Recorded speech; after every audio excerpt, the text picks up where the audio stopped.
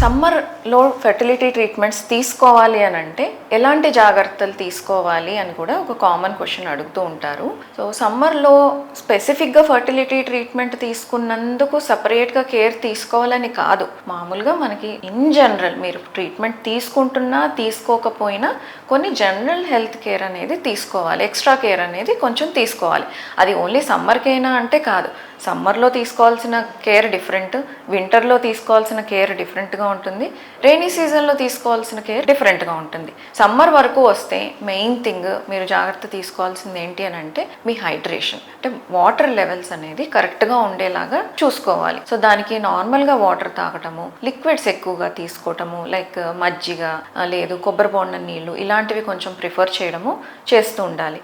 కానీ లిక్విడ్స్ అనగానే మీరు ఫ్రూట్ జ్యూసులని కానీ సాఫ్ట్ డ్రింక్స్ కానీ తీసుకోవడము అవాయిడ్ చేయాలి. దానివల్ల మనకి బాడీలో ఇంకా డీహైడ్రేషన్ వస్తుంది, ఎందుకంటే అవి కాన్సన్ట్రేటెడ్ లిక్విడ్స్.